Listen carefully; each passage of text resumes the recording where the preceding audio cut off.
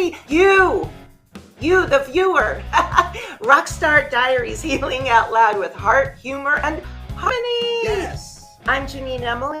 I'm Mr. Tracy Lee Smith, and isn't she gorgeous today? Oh, I have my butterfly and wolf Sean, see? Wolf and butterflies. Oh my gosh, my two favorite creatures, or some of them. So we are so excited for today's guest. His name is Ryan. He is so many things. He is an author. He's a voiceover guru. He knows about AI. He's a speaker. I mean, we just say enough about him, right? He's just such a great guy. I think he's a workaholic. Of all the books that he has, oh my gosh, it's like us writing about 3,000 songs in like 5 years or something like that. It's like, oh goodness, man. that's a lot. We're so excited.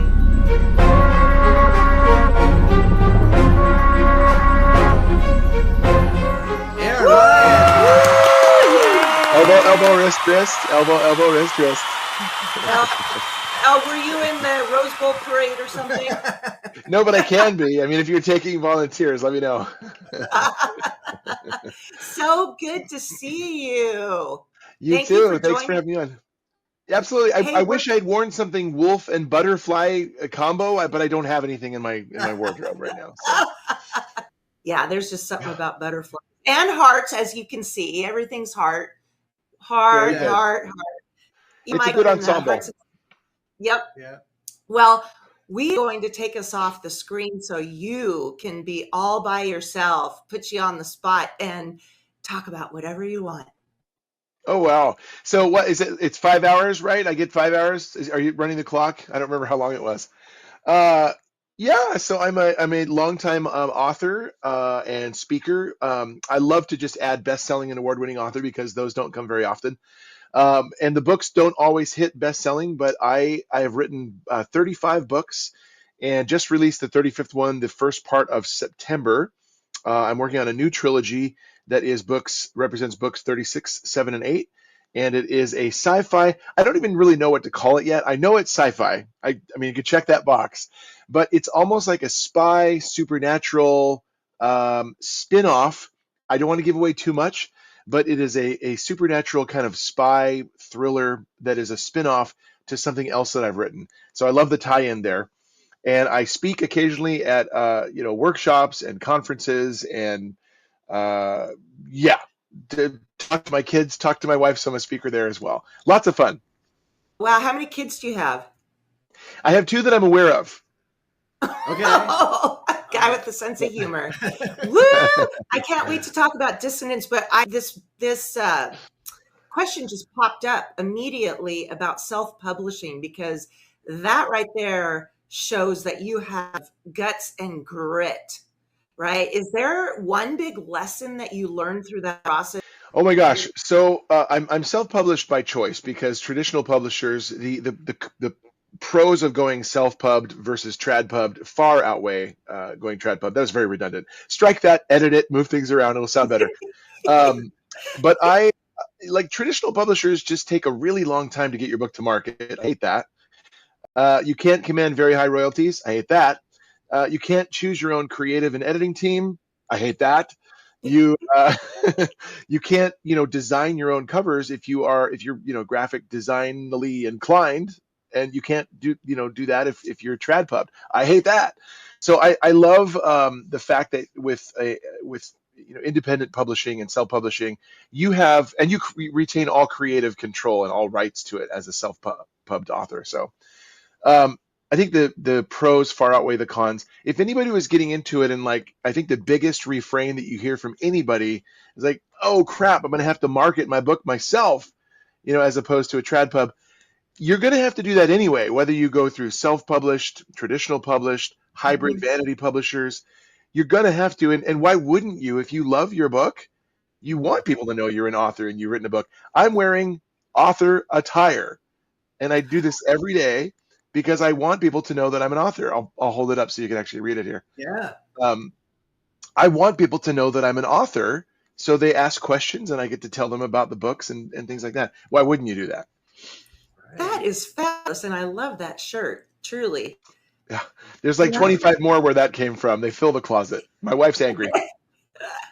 You're watching the Rockstar Diaries TV show.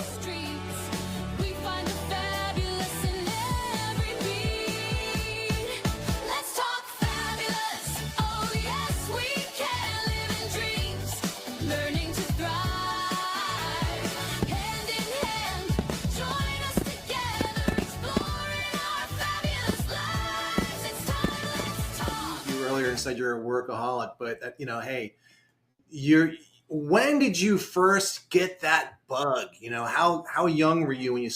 This is what I want to do.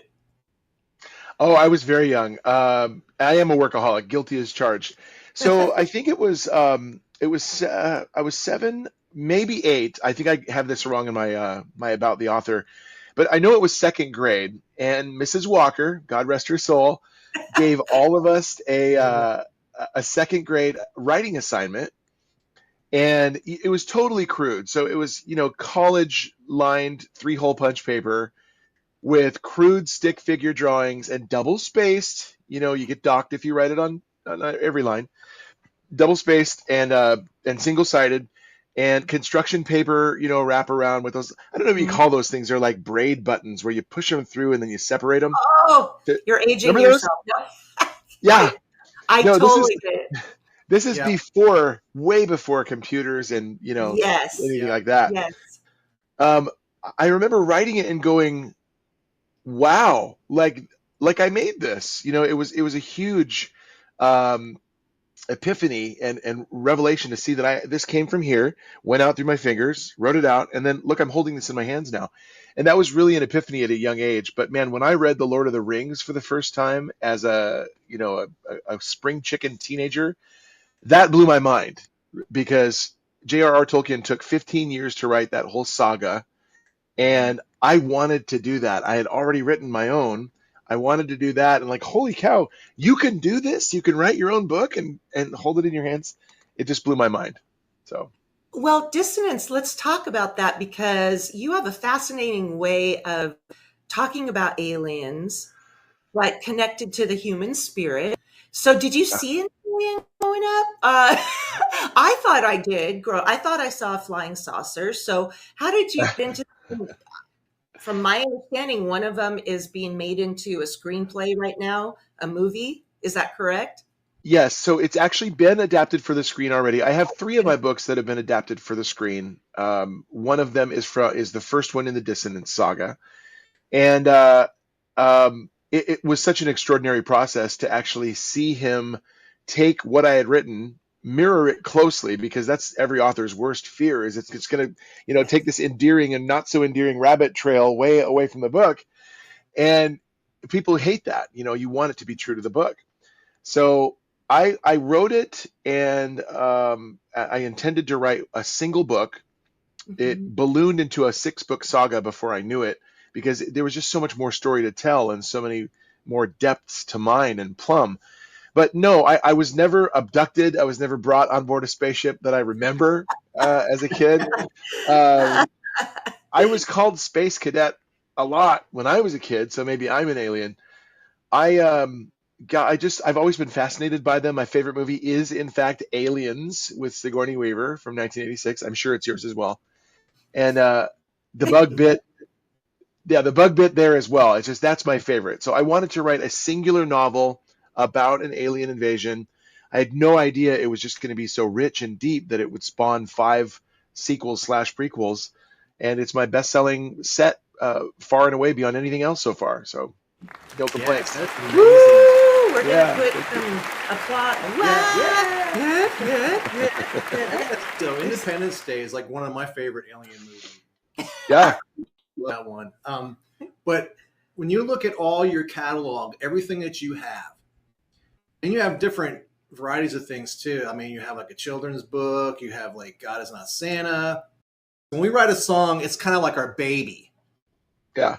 And I mean, it's like the best thing, and you don't want anybody to mess with it. It's our baby, and it's that until you write a song. That's better, you know what I mean, or something like that. But you still go back to that one, like, oh, this was just so good. Do you have one of those? Well, So again, working on book 36, 37, and 8, I have a real fondness for Dissonance because I keep making new iterations of it because it's so captivating. I'm actually reading through it again right now, and I'm in book 3, which it's a totally confusing number system in this series because I wrote 1 first, but 1 is the 3rd book in the series.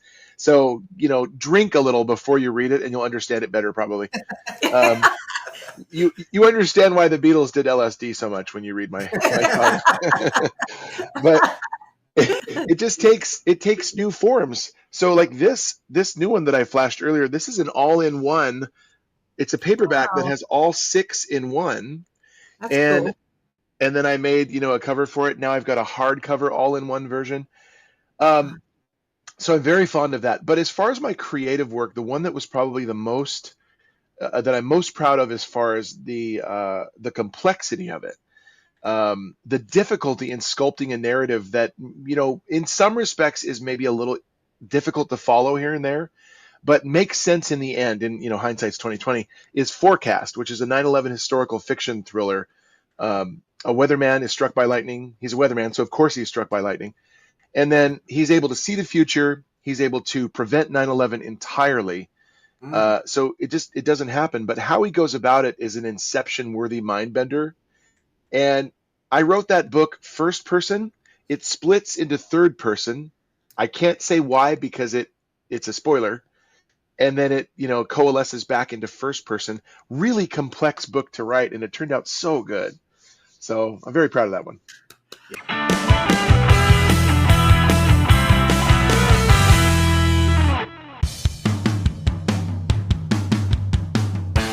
Whether you're looking to buy, sell, or invest, my team and I are happy to help. We work across all price points and specialize in helping clients relocate from anywhere in the country. Give me a call, 214-708-2450.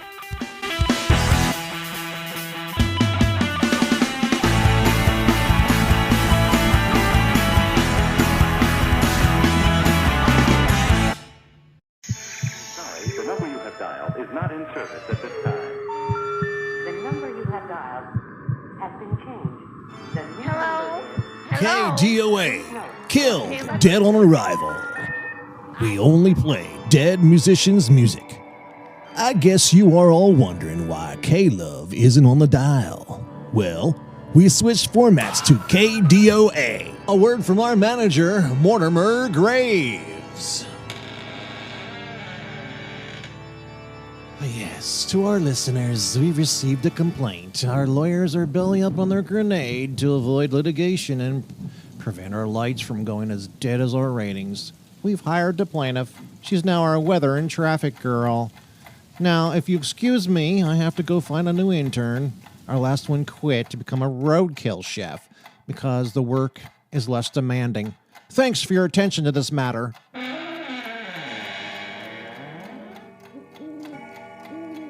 Dead on arrival, we're not dead, but your career is. You got the ghoul. The ghoul is cool.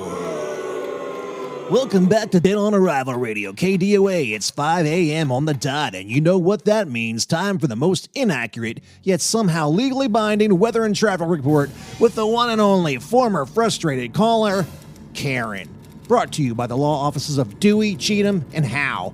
We'll get you a settlement, even if we have to make one up. Karen, you there? I'm here. Yes, I'm here. Just 1 second.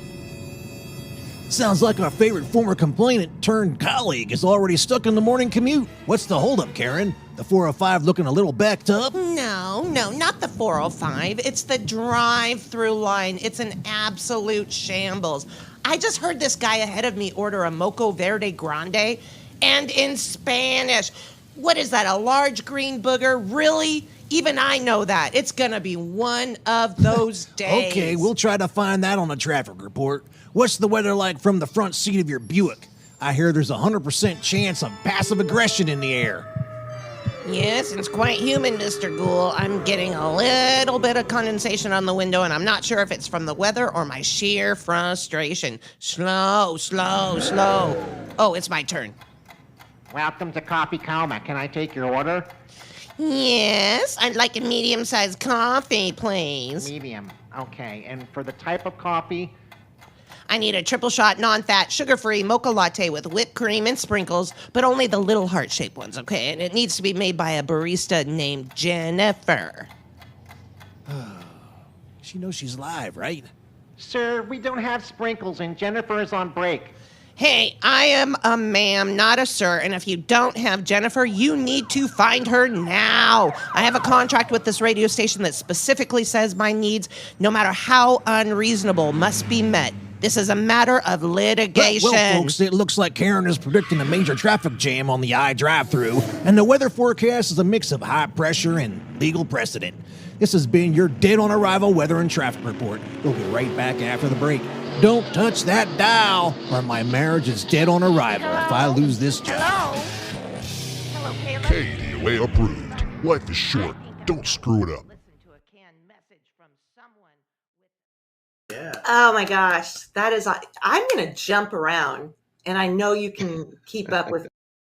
We're teachers and coaches, not only for singing. I've studied voice for decades, but voiceovers is a slight bit different. Oh my gosh, this guy right here, you guys got to hook up because he has like 50 different voices, and it just, I can't even believe how different they sound. But you became a voiceover. Do you have any words of wisdom for us? You know, as far as, did you study it? Do you study like different actors and the way they talk, the dialect, any of that? Yeah, so voiceovers is such a sadly, it's become a crumbling industry under the weight of AI, the SAG-AFTRA strike, the economy, underbidding colleagues, lowballing clients, but especially AI. And so I've lost so much business and so many good clients I've loved forever. Either they themselves have been replaced by AI or they've replaced me with AI. So it's doing one of these right now, which is why I've really made a concerted effort to return back to authoring. So I never took any training for writing, for multimedia production, for voiceovers. I'm naturally taught. I'm very hands-on, practical application. But for the voices themselves, like I don't do a lot of character animation work. That's a major genre in voiceovers. I'm not Don LaFontaine. I'm not Mel Blanc. I'm not any of those people. Occasionally Occasionally, I'll dive into the. Would you excuse me as I take a phone call in this interview? It's the president. Yeah. Yeah, sorry. He's calling in for more advice. Yeah. No, I like doing them, but my primary bread and butter right now for voiceovers is commercial and e-learning. So I am, for example, the voice of United Healthcare for the third year in a row, and that has paid our mortgage, it pays our insurance, it's amazingly lucrative. But for that, I don't know where we would be. It also funds the authoring pursuits as well. But also, any sort of speaker, they need to know how to use all four of their voices. Some people, when I go and we talk about this, no offense against these speakers, but they talk in one voice, monotone. They don't go into their high, falsetto or loud voice, or their soft, lower voice. Anything that you can study with voice helps with speaking. You mentioned that you do speaking in workshops, and that puts you over the edge, I think, as far as being considered here versus, oh no, that's who we want. And so that makes you for that gig is because you have studied voice. Yeah, there's definitely different wavelengths to your voice, and I've been on both sides of the aisle as far as auditioning for a job and casting people for particular jobs. And so when someone is stuck in this particular bandwidth right here and has no ability to bring themselves up for emotion or bring themselves down for grit or gravitas or any of that, then they're limited, and thus they're no longer a contender because they're not diverse. They have to expand. Yes. I don't really, one particular genre of voiceovers I really detest is a strong word, but I detest it. I hate doing audiobooks. They take way too long and they pay way too little. But for my own books, I actually recorded all of my fiction novels because, that's me bawling in the writing when I kill off a character. That's me bawling in the editing when I'm revisiting that scene. And Oh, that's me wow. bawling. There's my studio back there. That's me bawling in the studio when I'm revisiting that scene again. Nobody is going to care about the story or the characters as much as me. Yeah. So it's really, and I just actually did a video on this and posted it in my channel. It really, it's so funny because when I'm out doing a vendor market booth and I'm selling my books, many people will say, "Oh, I don't buy books. I don't read books. I'm an Audible guy." And I go, "Well, hey, it's actually playing. Here's the audio version right now if you want to slap on these headphones and listen." And they go, like 9 times out of 10, wait. Did you read it? And I feel like I'm in trouble. Like that no answer is going to be right. You know, I go, yeah. And they go, okay, good. Then they're interested because they want the author to narrate it themselves. Yes. So brings it out. Instead of AI. Yeah. Oh, the AI voices is just an epidemic. I can do a lot of different accents. So there's New York, there's Dixie, there's down south, there's Australian, there's British, there's Latino, there's Caribbean, there's Canadian. I'm doing all those accents believably myself in the audiobooks of my audiobooks, and it's a lot of fun. That is amazing. I heard in an interview one time from Colin Farrell, who, of course, has all different kinds of voices because he's from Europe, but he comes in and he said the hardest voices were just the different dialects here, like in New York, Brooklyn, Boston, like learning the differences. He had to put his all in. So he was accurate for that particular movie.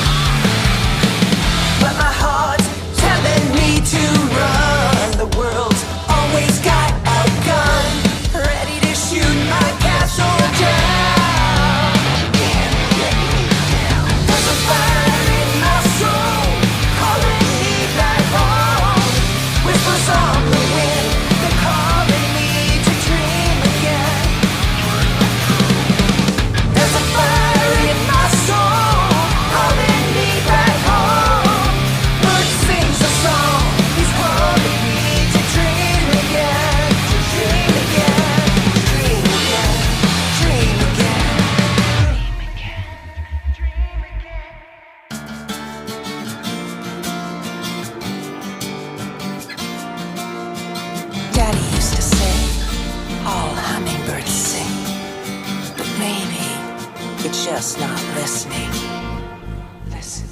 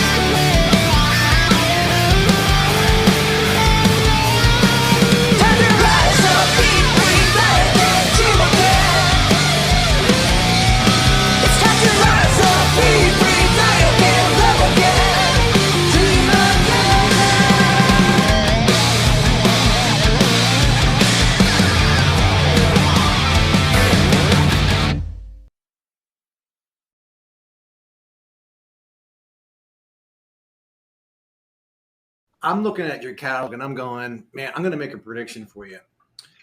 That you're going to be the sci-fi Taylor Sheridan. Is that the guy's name? Taylor Sheridan?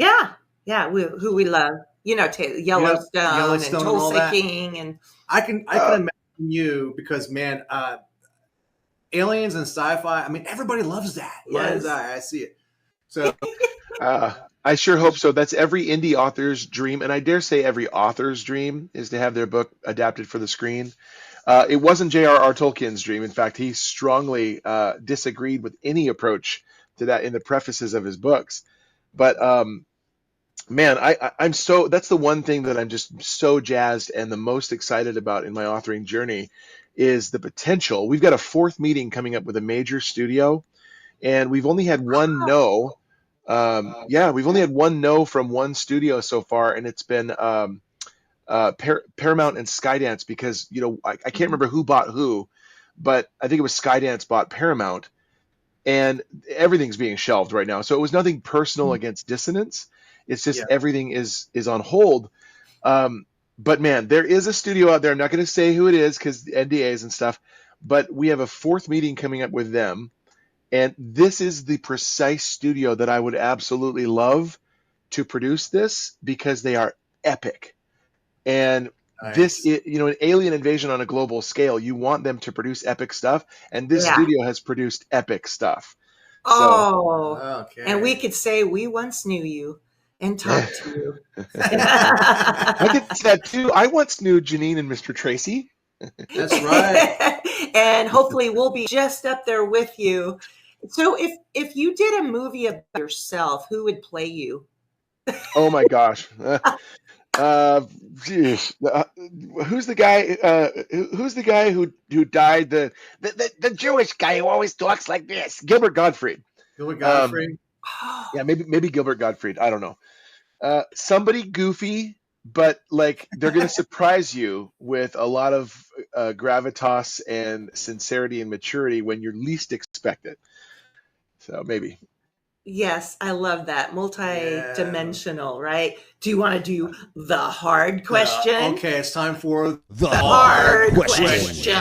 All right. Dun, dun, dun, dun, dun. Okay. He's like, this is going to be an either or. oh no. Okay. An alien comes to Earth and comes to Earth in a dog's face fashion. Yeah. And it wants you to teach him how to ride a bike. Or you go to dinner with your most famous celebrity that you want, and you can eat whatever you want too. But all they're going to talk about is the Left Behind series and why you didn't write it. I will, I was actually inspired by the Left Behind series to write my The End series, which is a Christian dystopian saga. So I will absolutely take door number two, especially because if I can eat anything I want, it's like lobster and shrimp. So I'll take that, and you just say whatever you want because I'm just going to be eating. Oh, Yeah, okay, nice. that's Okay. good. Yes. You know what? I like that. But tell me exactly where you live. Not exactly like streets, but what city do you live in? You want latitude and longitude or that? No. She's from Seattle. I'm originally from Southern California, then Seattle, so the West Coast, and you're Pacific time. So, Yep. So I'm Olympia. It's an hour and a half south of Seattle. You know where it's at. Okay. Olympia. When I tell people where I'm from, and I say Olympia, no one knows where that is. So I always say hour and a half south of it's the Seattle. capital of Washington, and it's funny that you would say that because I lived in Washington for 37 years, and my family is still there in Kirkland and Bothell. Yeah. So I lived in Kirkland, Bothell, but the last 20 I lived there was in Linwood.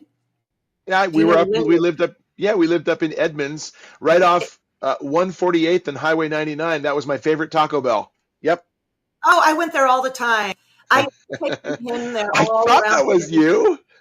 Yes, we probably grew up in the same decade, where, all those places to go on Aurora 99, all those cool places where Hart used to play before they got real big. Yeah.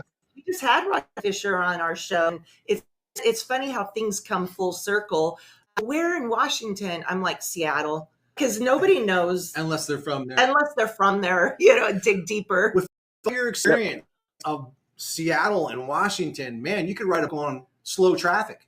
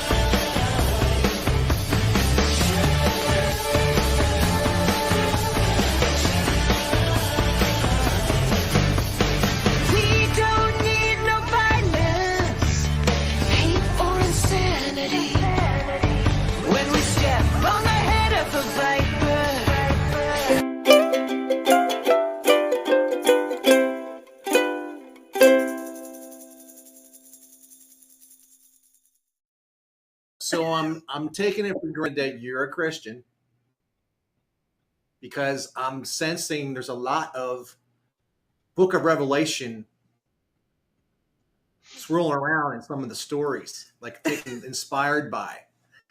Can you talk about that a little bit? Yeah, absolutely. So I'm one of the sane Christians. I just want to say that out front. And so are we. And we get what you're saying. Yeah.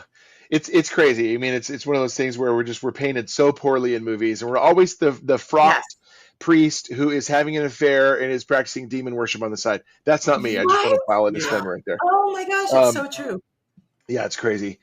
I was really inspired by the Left Behind series in the 90s. I loved Tim LaHaye and Jerry B. Jenkins. I don't think I read all of them, but I wanted something that was similar to that with The End saga, which is a trilogy I wrote, but I wanted it with a cruel twist. So it's not the tribulation. He is not the Antichrist. He thinks he is. He is basically a deluded techno-trillionaire, not Elon Musk. And he basically thinks that he is, every time I say that, people go, oh, Elon Musk? No, it's not Elon Musk. He wants to be the big kahuna. And so, he has all the resources. He's hunting down Christians. It's literally like a second Holocaust, but in the year 2113, and of Christians this time. But man, it's loaded with redemption and heart and a lot of scripture in there. As a Christian, I really felt I wanted to write something that was clean fiction. Not that this is unclean, get thee behind me, unclean spirit, but this has mild profanity. And I was like, a Gorgon, the aliens are called Gorgons. If they're coming at you and they're going to eat you, you don't go, ah, shucks. You might say something else. Yeah. So these guys, there's a little bit of profanity because I wanted verisimilitude in real life situations. Mm-hmm. Yes. I felt very convicted about that, though. So the next series, I was like, all right, I'm going to do this next one. It's also dystopian, post-apocalyptic, zero profanity this time. And I accomplished that. So cool. Our pastor wrote a book rebranding Christianity, and the whole church, their mission is to change the stigma around Christianity. Mm-hmm. We're not called to be judgmental. We're called to be full of grace and love. It's come back to the original, what Christianity started with. Jesus didn't deny anybody. He said, come as you are. And we're on team you. You just come to church and you just, that's your space. You grow in it. We do a lot of local good, like food pantries and things like that. So it's really cool. Yeah. Mm-hmm. So like we were talking earlier about when you went to school, mm-hmm. and you had, mm-hmm. Did you write a book where you were in past tense from all of the things? Because nowadays kids don't realize, we had Jiffy Pop popcorn and VHS, and back then we had to struggle. We had to turn the dial on the TV. We didn't have computers. Yeah, I'm getting hot just thinking about it. It's just so curious. If paper route, uphill both ways.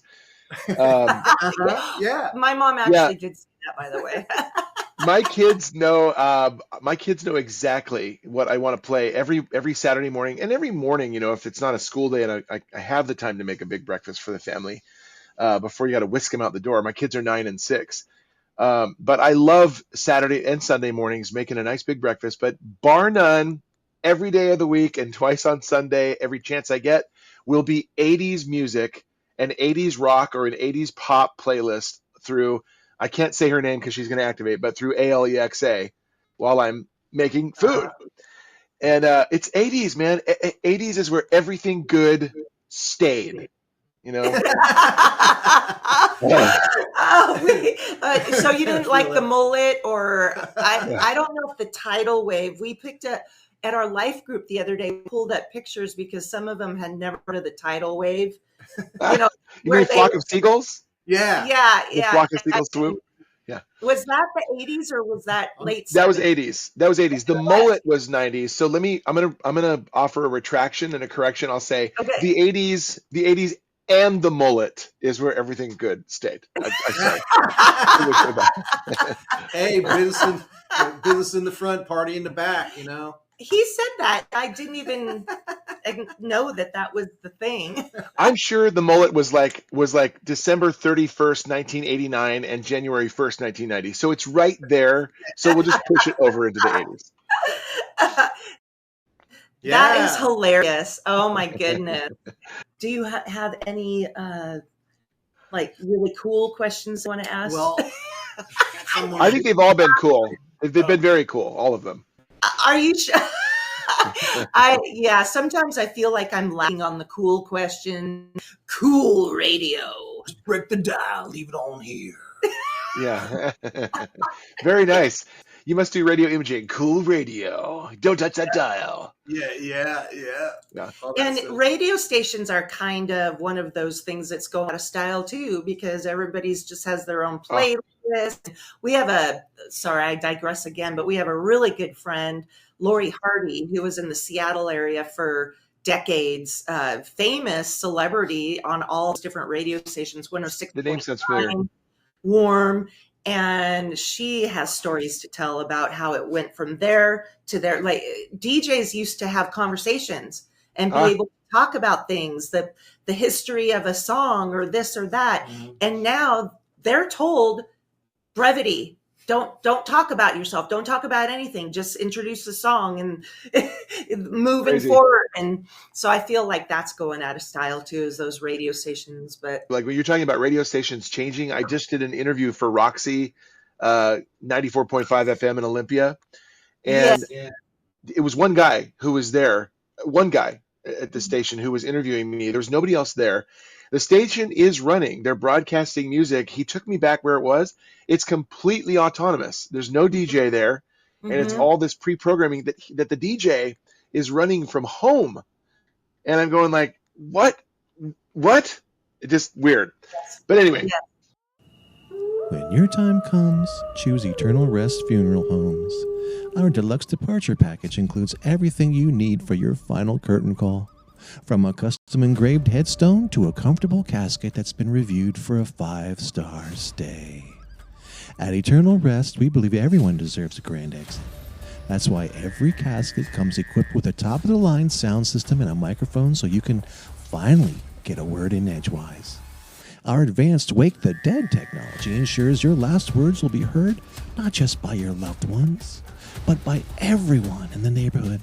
And yes, our sound systems are pre-tuned to KDOA radio. We even have an electric fence buried near your tombstone. If anyone dares to pee on your grave, they will remember you for a lifetime. Eternal Rest Funeral Homes, making your eternal rest sound more lively than your life. KDOA approved. Life is short. Don't screw it up. Now, back to the music someone died for.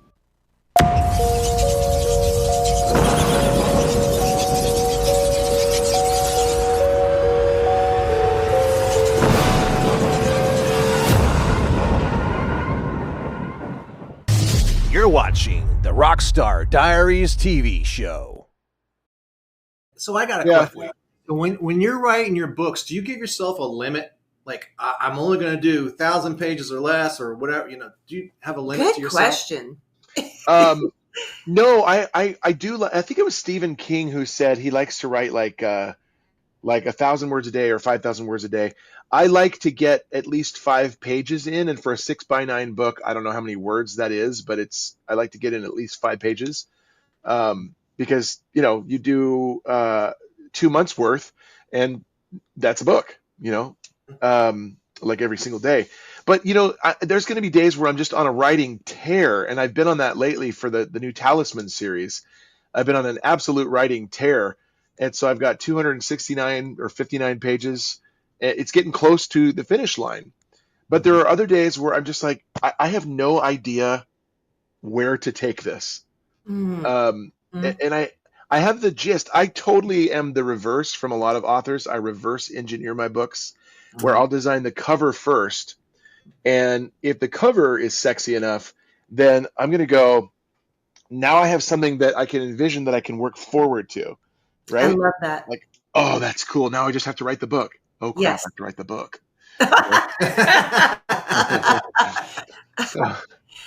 Hey, you had your title line, the description of that book. You had me right off the bat. I was like, boom, I got to watch this movie. That's what I'm thinking in my head. I gotta see this. This Dissonance, I'm so proud and so grateful for the stories that have come to me, because you just hope that you write something good. I've never written anything where I've just gone, like I'm 50 pages in and I go, this sucks. I scratch everything, go back to the drawing board. I've never done that. You just hope that you get a great story that's really compelling. Dissonance, it has so much thematic depth. It has so much heart. And yes, it's about an alien invasion, but really it's about humans.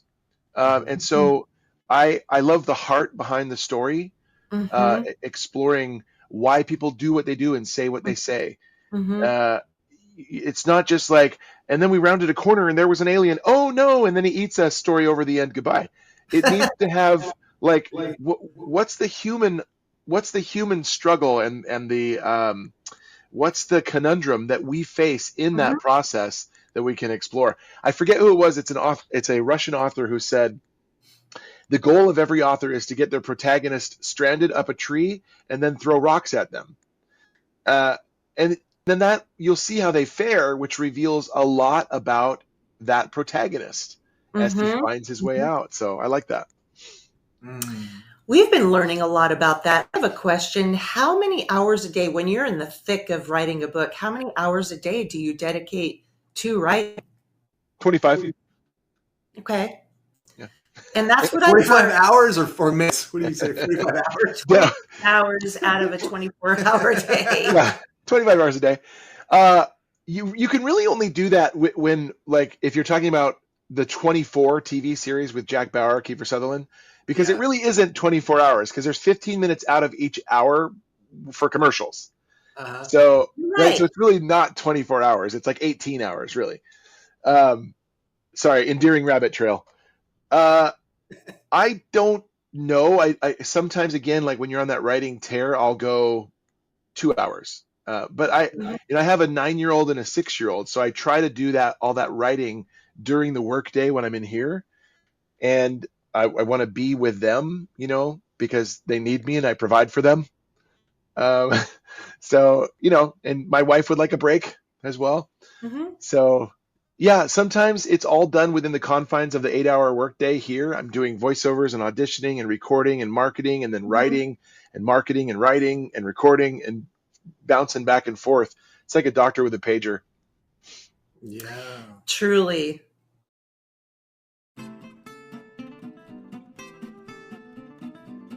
Cedar Ridge Acres. Soap. Why? 'Cause you smell good.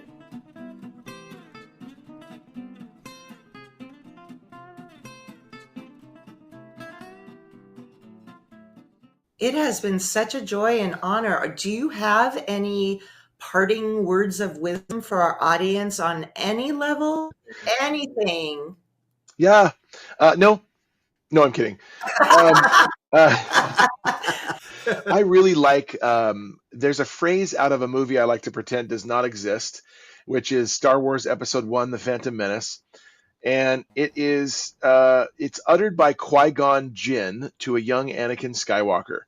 He says, and I quote, "Your focus determines your reality."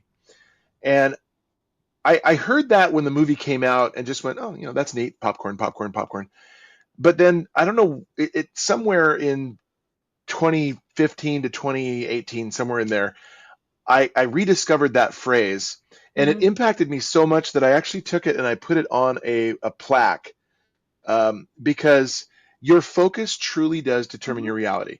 I wanted to be a successful multimedia engineer and company. I was. I wanted to be a successful voiceover artist. I am. I wanted to be a best-selling author. I am.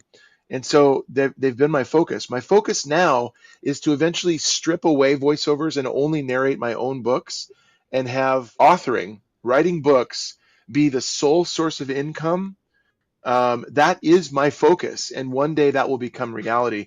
I think it's really important to have a mantra like that so that you're not bereft of forward momentum like a pinball. Like, know where you're going, make something your focus, and then eventually that will become your reality. The second thing is, I love this phrase given to me by a former voiceover agent. She said, someone's endorsement of you or lack thereof has very little to do with your trajectory.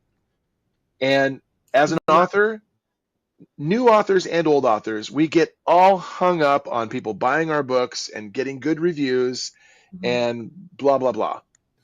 Well, who cares? I mean, I care. I get it. I care. But are you writing for them or for you? So, don't hang your hat on those sales and those reviews, especially early on. Their endorsement of you, which is sales or reviews or lack thereof, has very little to do with your trajectory. Your trajectory, such a hard word to say, even as a voiceover artist. It is. Your trajectory is, as an author, is forward. So just write, baby. Yeah. Such words of wisdom. Where focus goes, your energy flows. You know that, Mr. Tony Robbins. Yeah. So, Aaron, do you have anything coming up that you'd like to discuss, or how can people get to buy your books? Where would they go? Yeah, so my it's my favorite question, obviously. So you could go to authoraaronryan.com. I want to clarify, it's not awfulaaronryan.com. It's although I got so not tired of saying that, but I found, fine, I'm just going to get awfulaaronryan.com. So I do own that, and it does forward to authoraaronryan.com now. Just in case somebody has that errant typing, on their keyboard. But authoraaronryan.com will take you to my site, and then all the socials are there. Everything's at authoraaronryan.com to find me wherever. I do have an exclusive and private Facebook group where you can go authoraaronryangroup.com. It'll take you there for discounts, specials, appearances, news on the screenplays. And I have multiple screenplays, some of which have, won entrance into film festivals and won awards already, which I'm pretty excited about. Mm-hmm. What I'm most excited about is the screenplay for Dissonance, but I'm really also excited, very much so, about the Talisman series, and going to publish that probably the end of this month. So it's coming, and I'm stoked. Yeah. Thank you so very much. We're going to go join your Facebook group, and we'll put everything at the bottom for our audience to be able to click right on it. Mm-hmm. So we sure thank you, Mr. Aaron, author Aaron Ryan. Not awful. Not awful, yeah. Thank you for having me. I appreciate it.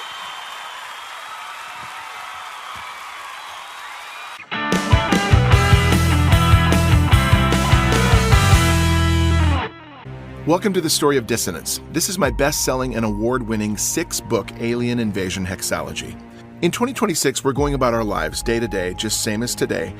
June 6th, suddenly, these things drift down out of the sky all over the planet. We don't know what they are. We fly our own drones up to them, and we see they're not crafts or drones or ships or probes. They're beings, and they're hanging there in the sky all over the planet by the hundreds and hundreds and hundreds and hundreds of thousands all over the globe, 50 feet above the ground. Talk about eerie. They don't speak, they don't say anything. They just hang there for 90 days. And we're going, friend or foe?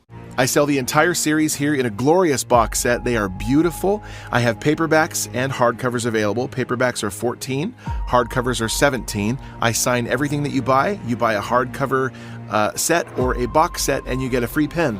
Score. This is singly the greatest thing that I've ever written. It is full of thematic depth, heart, passion. You're going to love this series. I have very high marks on Amazon. It was bestseller on Amazon, received the Literary Titan Gold Award, received the Reader's Favorite Award, and the Book Grade Awards. Dissonance Volume 1 Reality has been adapted for the screen and is currently being pitched to streaming networks right now, so you may very well see this on the screen very soon. I'm so excited. Thanks again for checking out the Dissonance saga, and I hope you enjoy it.